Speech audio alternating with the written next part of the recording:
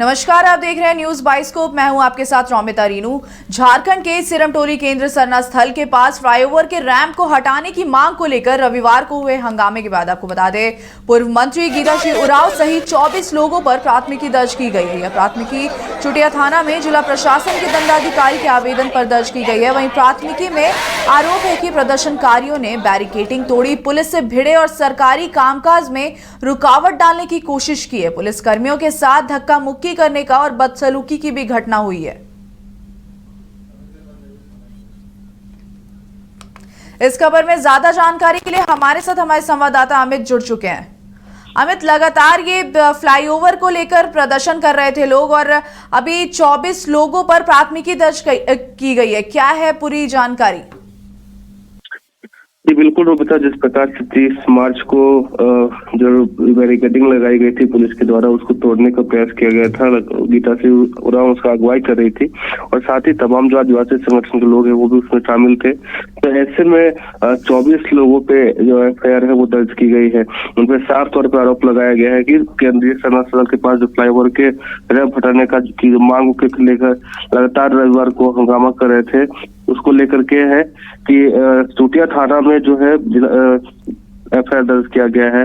Barricading तोड़ने की बात की जा रही है, पुलिस से भिड़ने की बात की जा रही है और अन्य सरकारी कामकाज में रुकावट डालने की कोशिश को लेकर के एफआईआर दर्ज किया गया है। जिस प्रकार से 30 मार्च को तमाम आदिवासी संगठन के लोग एकत्रित होकर के और बैरिकेडिंग तोड़ने और साथ में सरना स्थल के समीप जो फ्लाईओवर का जो रैंप गिर रहा है, रैंप को हटाने को लेकर के काफी आक्रोशित लोग नजर आ रहे थे। उन लोगों का साफ तौर पर कहना था कि जिस प्रकार से सरकार उनको लॉलीपॉप, यानी कि उनका कहना था कि रैंप जो है वो पूरा हटाना चाहिए सरना स्थल के समीप से, लेकिन रैंप का कुछ हिस्सा हटाने को लेकर के ये लोग काफी आक्रोशित थे। साफ तौर पर कहना था कि जिस प्रकार से सरकार हमें लॉलीपॉप देने का काम कर रही है। इसके अलावा उनका ये कहना है कि 2 महीने से हम लोग लगातार आंदोलन कर रहे हैं, चरणबद्ध आंदोलन कर रहे हैं, फिर भी सरकार को अगर यही करना था तो सरूल से 15 दिन पहले से काम स्टार्ट करवाती, सब कुछ ठीक ठाक होता। लेकिन जिस प्रकार से तमाम आदिवासी संगठन के लोग एक साथ इकट्ठा होकर के वहां मीटिंग कर रहे थे, लगभग 30 मार्च को जो बैरिकेडिंग हटाया था, लगभग हजारों की संख्या में लोग थे। उसके बाद रात भर वहां सभी संगठन के लोग बैठे रहे, इंतजार करते रहे। साथ ही उनका ये भी कहना था कि मुख्यमंत्री हेमंत सोरेन अगर सरूल के दिन अगर आते हैं तो हम लोग उनका उसका भी विरोध करेंगे।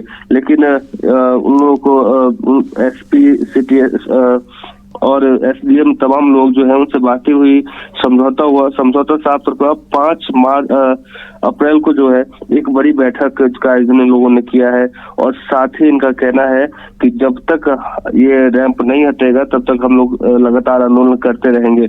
अब आज सरूल है, सरूल के इस मौके पर तमाम आदिवासी संगठन के जो लोग हैं वो काला पट्टी लगा करके शोभा यात्रा में शामिल होंगे, यानी कि कहीं न कहीं सरूल भी सेलिब्रेट करेंगे और साथ में एक विरोध का जरिया है वो काला पट्टी लगा करके साफ तौर पर करेंगे।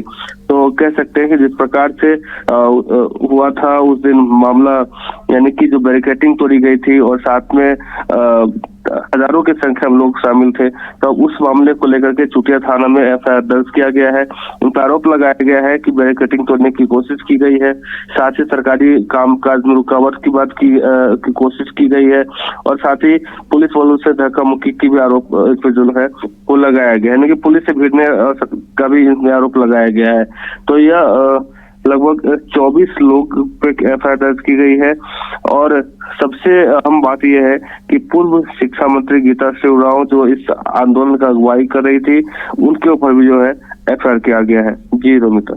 जी अमित, जैसा कि आपने बताया, पूर्व शिक्षा मंत्री जो गीता उरांव है उनके ऊपर भी ये आरोप लगाया गया है कि उन्होंने भी पुलिस के साथ धक्का मुक्की किया है। तो इसके बाद क्या लगता है, प्रदर्शन इनका जारी रहेगा या फिर कुछ थोड़ी बहुत मामला संभलेगा?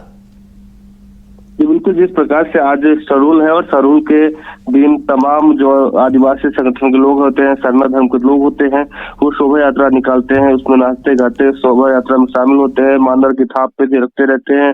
और उसके अलावा अगर बात की जाए तो सभी सरना स्थल पहुंच करके पूजा अर्चना करते हैं। काफी प्राकृतिक को आज प्रकृति का यह बड़ा पर्व है और ऐसे में जो पाहन होते हैं वो पानी देकर के भविष्यवाणी करते हैं कि कैसे इस साल वर्षा कैसी रहेगी।